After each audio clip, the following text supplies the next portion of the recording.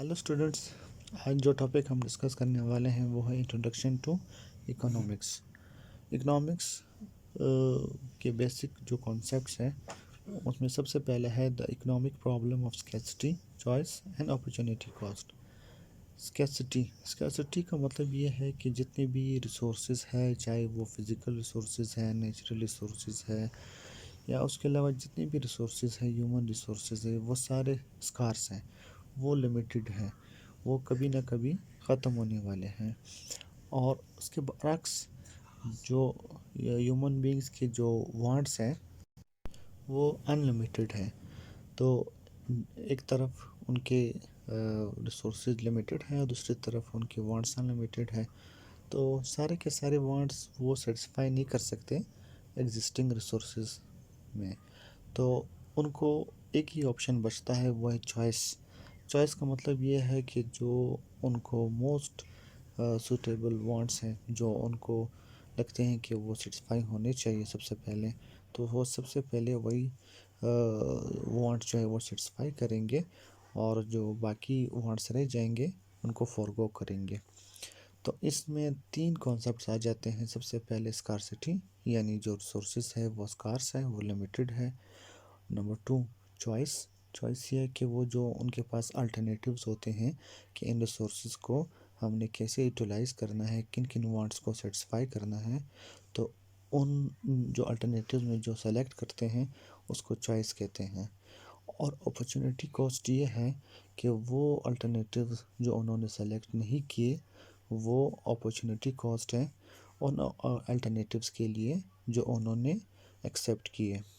तो अगर हम यहाँ पे थोड़ा सा इनको स्टडी करें इन बुलेट्स को, when wants exceed the resources available to satisfy them there is scarcity, यानी जब रिसोर्सेज जो है वो सफिशेंट ना हो तो तब ऐसे सिचुएशन को स्कार्सिटी कहते हैं। The condition that arises because the available resources are insufficient to satisfy wants, यानी जो रिसोर्सेज होते हैं वो इनसफिशेंट होते हैं। Faced with scarcity people must make choices. ऐसे सूरत हाल में पीपल क्या करते हैं? चॉइस करते हैं, choices. Choosing more of one thing means having less of something else, यानी वो मोर ऑफ वन थिंग को जो प्रेफर करते हैं तो उसका मतलब ये है कि वो लेस ऑफ समथिंग एल्स को प्रेफर करेंगे। तो में जो opportunity cost of any action is the best alternative for gone, यानी ऐसे सिचुएशन में अपॉर्चुनिटी कॉस्ट का जो कॉन्सेप्ट है वो अराइज होता है। वो अल्टरनेटिव्स जो वो एक्सेप्ट नहीं करते तो वो उसकी अपॉर्चुनिटी कॉस्ट होगी। तो यहाँ पे हमने तीन कॉन्सेप्ट पढ़े, scarcity, choice and opportunity cost. What is economics? Economics है क्या? इकोनॉमिक्स एक ऐसी स्टडी है जिसमें स्कार्स रिसोर्सेज को अनलिमिटेड वांट्स को सेटिस्फाई करने के लिए कैसे इस्तेमाल करना है, इस स्टडी को इकोनॉमिक्स कहते हैं। The social science that studies the choices that we make as we cope with scarcity and the incentives that influence and reconcile our choices.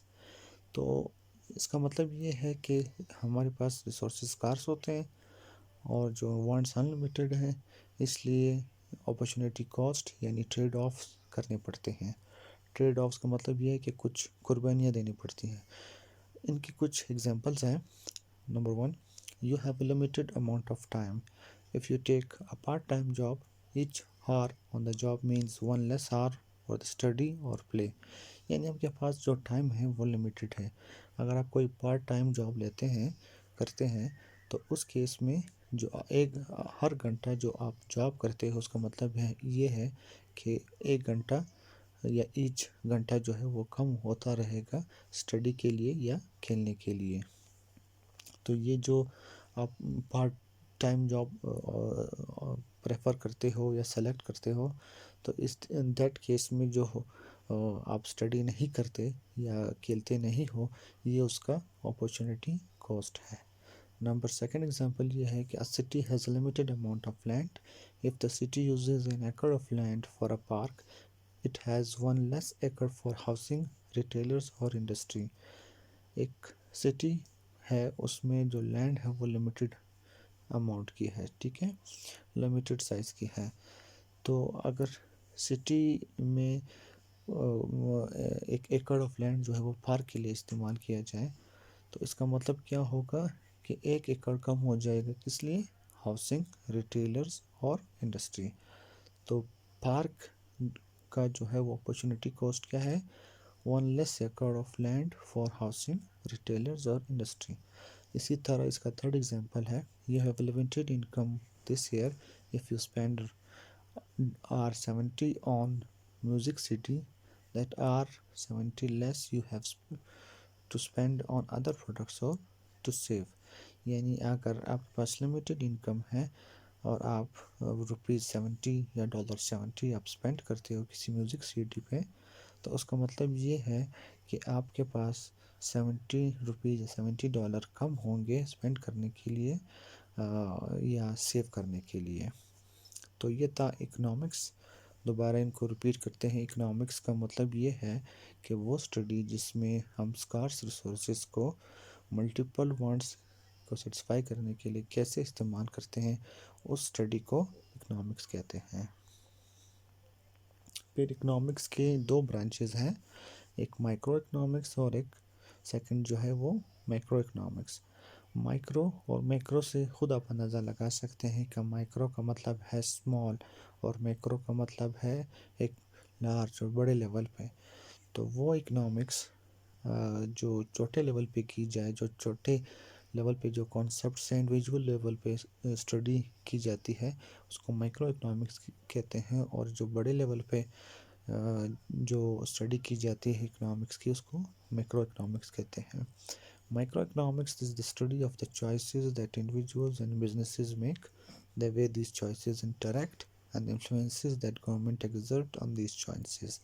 इसकी बेहतरीन एग्जांपल ये है माइक्रो इकोनॉमिक्स की कि अगर एक इंडिविजुअल की इनकम को स्टडी करते हैं तो वो माइक्रो इकोनॉमिक्स का कॉन्सेप्ट होगा।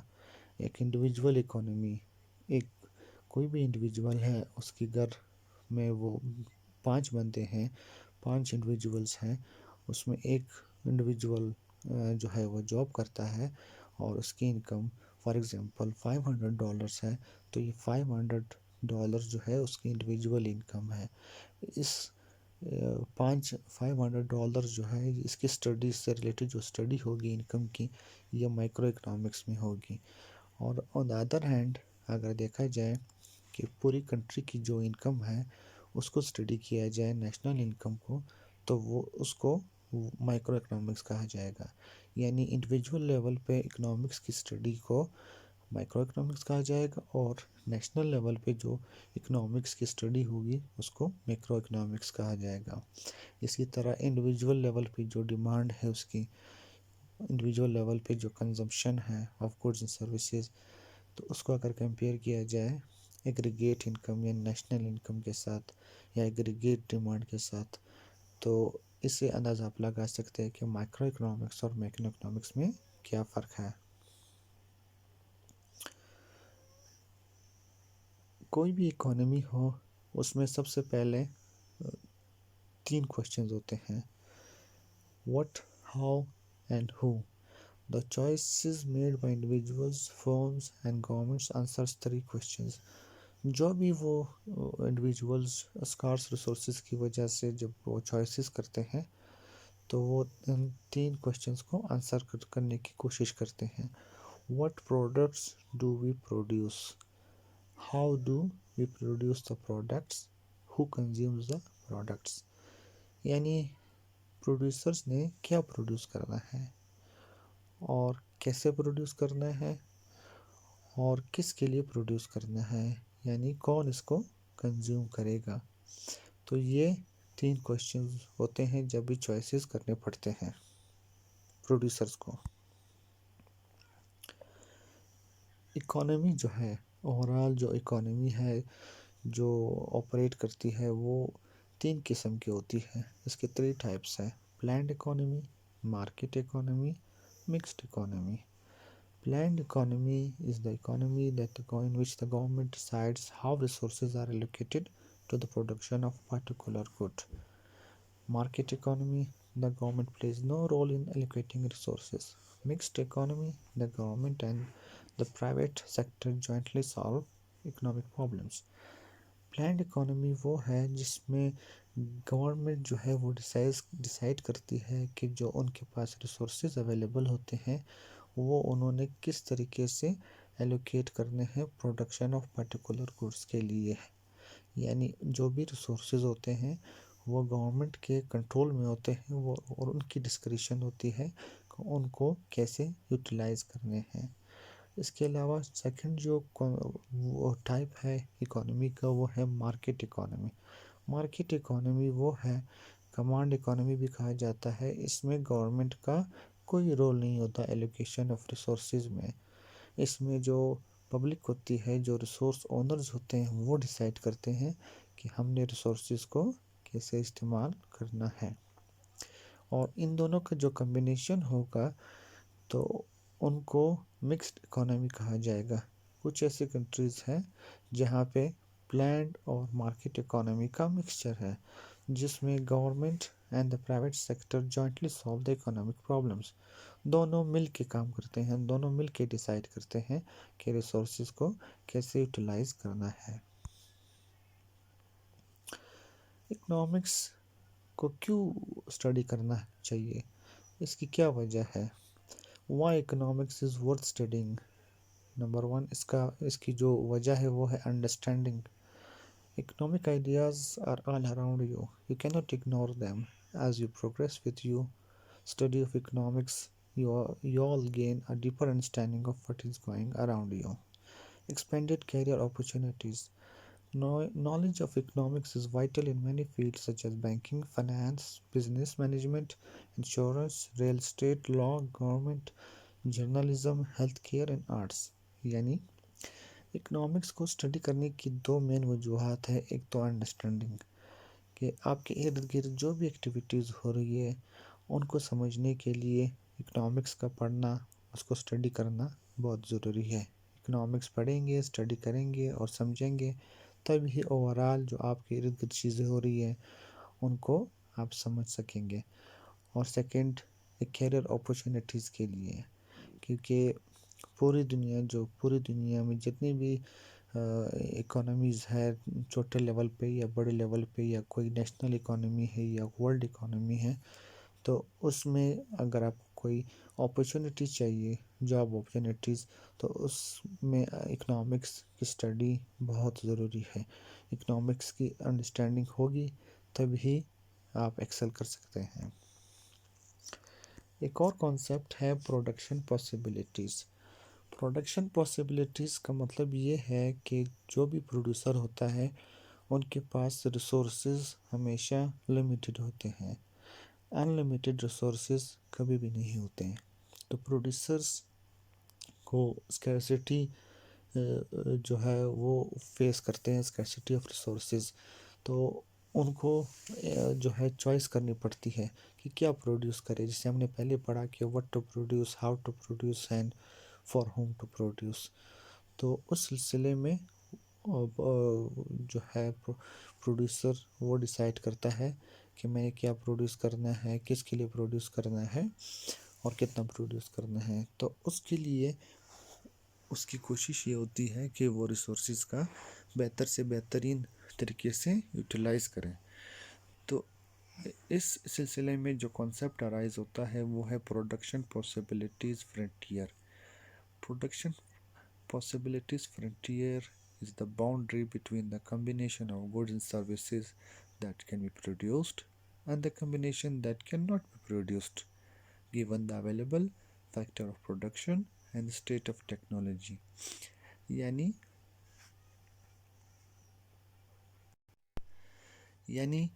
फर्म के पास कोई भी प्रोड्यूसर है, फर्म या प्रोड्यूसर, उनके पास जो रिसोर्सेज हैं वो उनके पास फॉर एग्जांपल दो ऑप्शन हैं, या तो वो वार गुड्स बनाए या तो वो कंज्यूमर गुड्स बनाए। तो इन दैट केस वो देखेंगे कि ओवरऑल इकोनॉमी में कौन सी गुड्स की डिमांड ज़्यादा है। तो अगर कोई कंट्री है फॉर एग्जांपल यूक्रेन, वहाँ पे प्रोड्यूसर कोशिश करेगा कि वो वार गुड्स बनाए। और अगर कोई ऐसे कंट्री है जहाँ पे स्टेबिलिटी है, तो वहाँ पे वो कोशिश करेंगे कि वो कंज्यूमर गुड बनाए एक लार्ज क्वांटिटी में, और स्मॉल क्वांटिटी जो है वो वार गुड्स बनाए, ताकि अपने डिफेंस वगैरह के लिए जो है उनके पास गुड्स हो। तो इसके लिए एक जो है वो फ्रंटियर और एक ग्राफ ड्रा होता है जो शो करता है various combinations of two goods that producer can produce, considering given the available factors of production and the state of technology। यानी जो फैक्टर्स ऑफ प्रोडक्शन होंगे और टेक्नोलॉजी होगी वो कांस्टेंट रहेंगी, वो चेंज नहीं होगी। ये यहाँ पे देखा जाए तो यहाँ पे वो प्रोडक्शन पॉसिबिलिटीज़ फ्रंटियर ड्रॉ किया गया है, ठीक है। यहाँ से ए पॉइंट है, B C D E F, ये various combinations of two goods. कौन से कम्बिनेशंस हैं? अभी जो ए पे देखा जाए तो एक्स एक्सिस पे बॉटल ऑफ वाटर है और वाई एक्सिस पे सीडीज़ है। तो ए पॉइंट पे प्रोड्यूसर के पास ऑप्शन है कि वो ज़ीरो बॉटल्स ऑफ वाटर बनाए और 15 जो है वो सीडीज़ बनाए पर ईयर। और ये जो क्वांटिटी है यूनिट से, ये मिलियंस पर ईयर है। इसी तरह बी जो पॉइंट है उसमें वो 1 million bottles of water and 14 millions of CDs पर ईयर। तो इस तरह ये 5-6 कम्बिनेशंस हमें नज़र आ रहे हैं। ये जो कम्बिनेशन शो कर रहा है इसको कहते हैं प्रोडक्शन पॉसिबिलिटी फ्रंटियर। अब यहाँ पे देखा जाए कि ये जो ग्राफ है इससे आउटवर्ड अगर देखा जाए तो वो एक ऐसा पॉइंट है जो अनअटेनेबल है। उसकी वजह यह है कि प्रोड्यूसर के पास इससे ज़्यादा रिसोर्सेज नहीं है कि वो इससे ज़्यादा प्रोडक्ट्स प्रोड्यूस करें। और अगर देखा जाए कि ग्राफ के नीचे जो है या इनर साइड पे अगर कोई पॉइंट है तो उसका मतलब ये है कि वो अंडर यूटिलाइजेशन ऑफ रिसोर्सेज है। यानी प्रोड्यूसर जो है वो रिसोर्सेज को अच्छे तरीके से यूटिलाइज नहीं कर रहा। इस ग्राफ पे होते हुए जहाँ भी जो भी पॉइंट होगा उसका मतलब ये है कि प्रोड्यूसर जो है वो मैक्सिमम यूटिलाइजेशन ऑफ रिसोर्सेज कर रहा है। The PPF puts three features of production possibilities in sharp focus: attainable and unattainable combinations, full employment and unemployment। जैसे कि हमने डिस्कस किया कि जो ग्राफ है, ठीक है, जो पीपीएफ कर्व है उससे आउटवर्ड अगर देखा जाए वहाँ पे जो भी पॉइंट होगा वो अनअटेनेबल होगा, क्योंकि प्रोड्यूसर के पास इतने रिसोर्सेज नहीं है कि वो इससे ज़्यादा गुड्स बनाए प्रोड्यूस करें। और अटेनेबल वो है इसी ग्राफ पे होते हुए या इसके नीचे आके, यानी लेफ़्ट साइड पे कोई भी जो कम्बिनेशन होगा वो अटेनेबल कम्बिनेशन होगा। और फुल एम्प्लॉयमेंट इसी कर्व पे होते हुए जितने भी पॉइंट्स हैं ये फुल एम्प्लॉयमेंट है, यानी रिसोर्सेज फुली एम्प्लॉयड है। और अगर इसी ग्राफ से नीचे आके यानी लेफ़्ट साइड पे आके कोई भी कम्बिनेशन होगा तो उसका मतलब ये है कि अनएम्प्लॉयमेंट है, यानी रिसोर्सेज को पूरी तरीके से फुली यूटिलाइज नहीं किया गया है। PPF are faced with opportunity cost. आप देखिए कि फॉर एग्जांपल जैसे हमने पढ़ा कि जो ए पॉइंट है, ए कम्बिनेशन है, अगर प्रोड्यूसर डिसाइड करता है ए पॉइंट को, ए वाला कम्बिनेशन को, तो इस केस में वो 15 million CDs per year produce करेगा और ज़ीरो बॉटल्स ऑफ वाटर होंगे। तो इन दैट केस जो 15 मिलियंस पर ईयर सीडीज़ हैं तो उसका अपॉर्चुनिटी कॉस्ट क्या है? Bottles of water. कितने बॉटल्स ऑफ वाटर?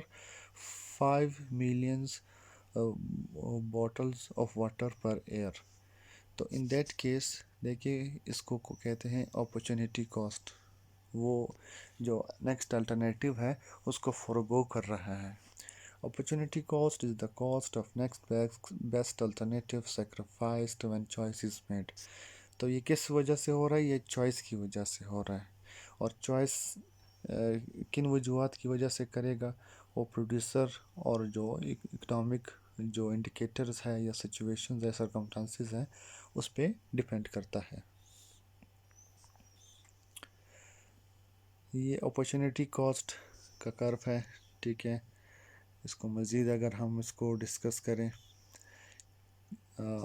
एक्सपेंशन, इसमें एक्सपेंशन भी हो सकती है। एक्सपेंशन यानी ये जो पीपीएफ कर्व है ये आउटवर्ड शिफ्ट करता है, आउटवर्ड यानी राइटवर्ड शिफ्ट करता है। ये कब होगा? देखिए, हमने एजम्पशन रखी थी कि जो टेक्नोलॉजी है वो चेंज नहीं होगी और जो फैक्टर्स ऑफ प्रोडक्शन है वो कांस्टेंट रहेंगे, उसमें कोई इंक्रीज या डिक्रीज नहीं आएगी। तो इन दैट केस अगर टेक्नोलॉजी चेंज हो जाए तो जो गिवन रिसोर्सेज हैं उनको बेहतरीन और भी बेहतर तरीके से इस्तेमाल किया जा सकता है और प्रोडक्शन जो यूनिट्स है वो मज़ीद भी इंक्रीज़ हो सकते हैं। इन दैट केस जो पीपीएफ कर्व है वो आउटवर्ड शिफ्ट करेगा। इसी तरह expansion of human capital, human जो रिसोर्सेज है, जो सर हमने कहा कि लेबर एक फैक्टर ऑफ प्रोडक्शन है। अगर लेबर आपको कम वेज पे मिले तो ज़्यादा लेबर आप इंगेज कर सकते हैं विद इन जो लिमिटेड आपका बजट था पहले भी। तो इन दैट केस प्रोडक्शन मज़ीद हो सकती है, ज़्यादा यूनिट्स बन सकते हैं। इसी तरह थर्ड है कैपिटल अकोमोलेशन। इसको अगर हम डिस्कस करें, technological change, the development of new goods and services and better methods of production. Expansion of human capital comes from education and on the job training. Capital accumulation is the increase in capital resources. ये देखें, इसमें ये curve outward shift हो रहा है।